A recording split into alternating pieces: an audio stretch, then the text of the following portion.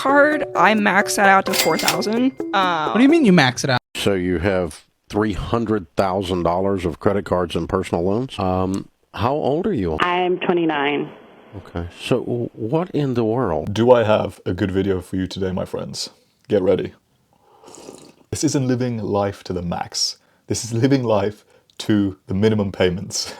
And the craziest part, most people don't even realize how dangerous this cycle is until it's too late. You're not just swiping up a card up and down, signing up for years of stress, regret, and financial slavery. We have quite a few videos of what you definitely shouldn't do, and a few of what you actually can do to get smarter with your money. And if you don't know who I am, which you probably don't at the moment, this is still a small channel, and while I'm still alive, I'm the guy that wants to build the biggest YouTube channel for ambitious men to get smarter with their money. These videos are specifically for ambitious men only, and they're edutainment or education plus entertainment content. But the mission is serious. Through my own journey of currently doing this myself, and having done this for over 4 years, I want to help men escape debt, help them to learn and understand how to build long-term wealth, and just in general understand the psychology of money so that you get smarter with your money, which in return will allow you to live with peace of mind and no regrets. And that's the foundation every man needs. And the first video has this comment attached to it. So yeah, my friends, get ready. Please subscribe and share. So, Probably like 1,000.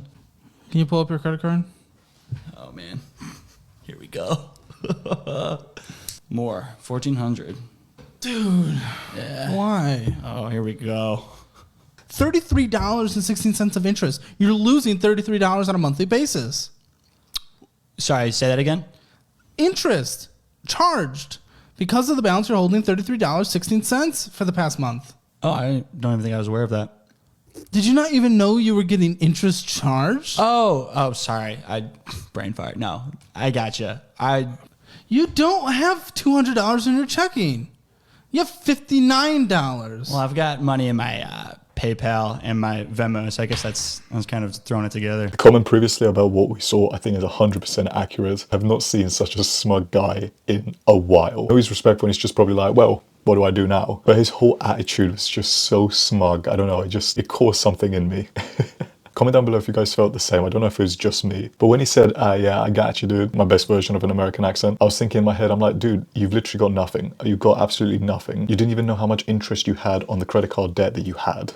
My friends, if you don't do the maths, if you don't work out your APR, if you don't work out how much money will be taken out every single month, there's no way you will eventually pay off your credit card debt. There's a reason to know. You can make the minimum payments. More importantly, so you know what percentage to put on the other aspects of your life, such as your essential fixed costs, your savings costs, your investing costs, and your fun money. Obviously, some of those may be compromised because you've got debt to pay, but still, if you do your numbers and if you work it out right, you can still enjoy them. And for me, it's absolutely critical, no matter if I was in debt or not. And I'm thankful I'm in no debt currently and just saving up to buy a house. But I have paid off a decent sized amount of debts before. I paid them off pretty strategically and quickly because I knew the numbers. I knew what I was looking at. And I could still enjoy my life as much as possible given the debt I had at the time. But this video was nothing compared to what I'm going to show you now. I max that out to 4,000. What do you mean you max it out? So my parents got me a credit card, and I ended up getting a max credit limit of $8,000. So I could spend up to $8,000. That's what that means, right?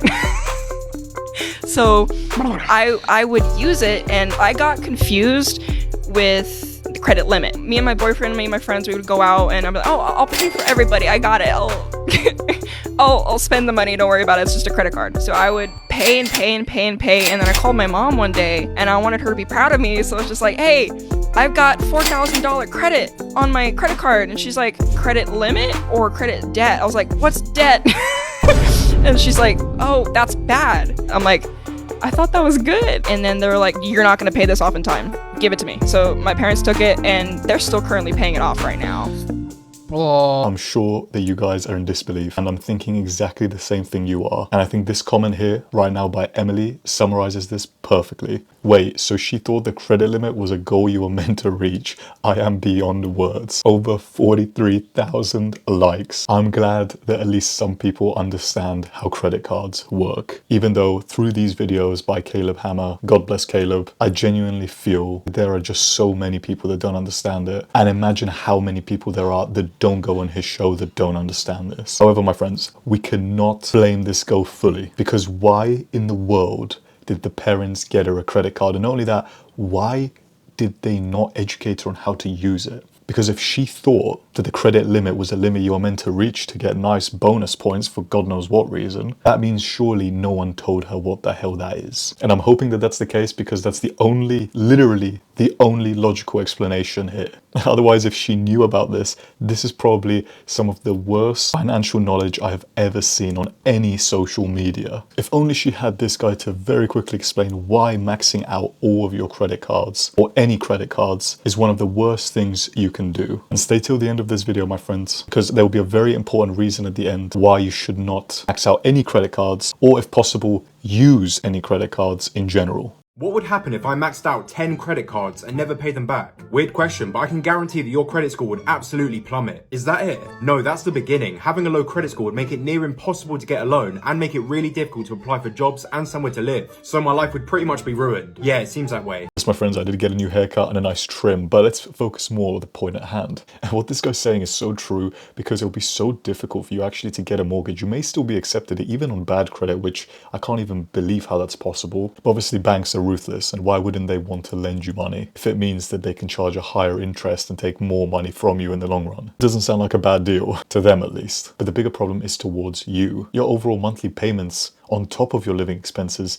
will increase. You have less to invest for your retirement savings later on in life. You have less money to go out and have fun with your mates or your family or your girlfriend or whatever. And just overall, your quality of life will be worse. So instead of having bad credit, or in general just even using credit cards, my friend, don't. There's obviously two very popular methods, the snowball method and the avalanche method. The snowball method, where you start paying off the debt with the lowest interest rate and then move your way to the debt that has the biggest interest. Or the avalanche method, which in my own opinion, I would personally do myself and have done myself when I was in debt, which is to pay off the debt that has the highest interest rate, because that is the one that's going to accumulate fastest compared to the others. And just by actually paying off the debt with the highest interest rate, that is the easiest, the best return on investment you can give yourself. Because if you had a debt of £1,000, around a 20% interest rate, that's additional 20% accrued interest compounded. Whereas if you pay it off, that 20% is additional income you actually can obtain to maybe even invest into retirement savings to grow your wealth over a prolonged period of time, so then you have even more money. Again, this is just my opinion. Comment down below which method you would actually use, my friend, the snowball or the avalanche, or any other method that I have not listed, or a method that you find most effective. But all lead to the same thing, which is just don't get in debt. Or if you do go into debt, pay it off in full as quickly as humanly possible. Bro, I know you may be zoning out right now because we're 7 minutes in, but I want to make sure you do not end up in this situation as you're about to see right now, where this person uses a credit card as their emergency fund.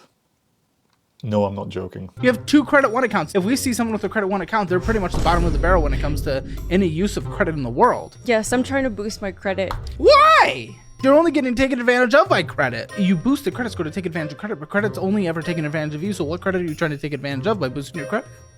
It's for emergencies. Emergency credit card is not a good thing. But when you don't have a...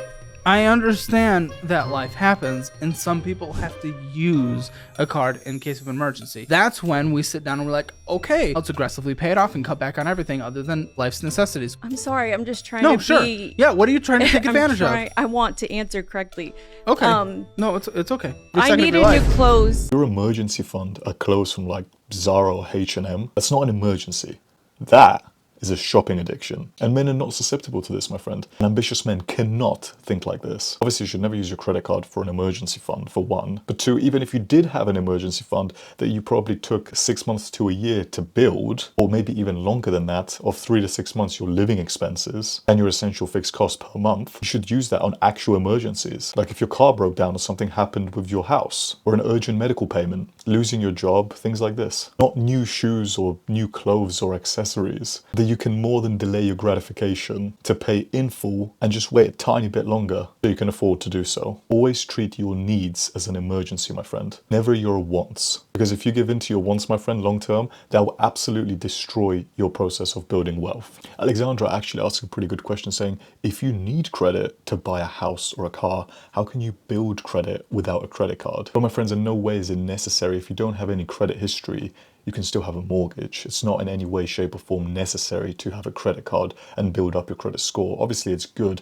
to show some proof of it, but it's not absolutely necessary. Because with your direct debit card, people can still look at your transactions, people can still look at the payments you've done, and you still have a transaction history, which is what they would look at. And in my opinion, as long as you're not in any overdraft every single month and you can comfortably afford to pay the mortgage and the utility bills on top of that, on top of what you currently have, then in no way that should be a problem. Ash the Professional says, should I pay off my 4K credit card in full with my refund or invest it to make more money? My friends, in my own opinion, no matter what, you have to pay off all the debt that you have. With the exception, obviously, if you have a mortgage, because that is just a substantial loan. You're going to have to pay that off for quite a while. But with the exception of a mortgage, everything else you should pay off in full, in my own opinion. That's what I would personally do. And gentlemen, make sure you listen because this is really important. And I'll show you visually what I mean by this and how important it is to pay off your debt in full. Use this example that we just aforementioned just now. Let's assume that someone's in £1,000 worth of credit card debt, right? And they have a 20% APR interest rate on their credit card debt.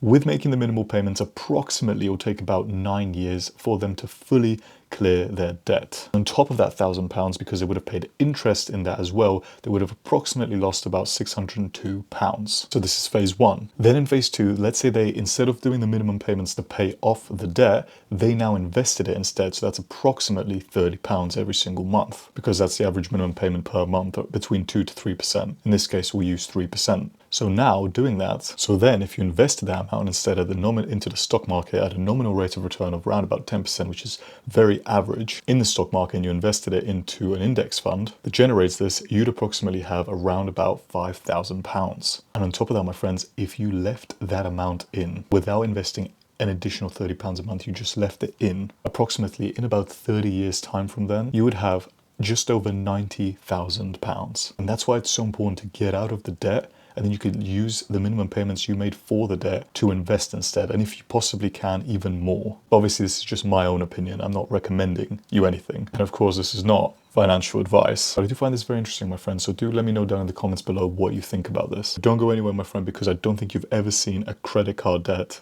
like this. So you have $300,000 of credit cards and personal loans?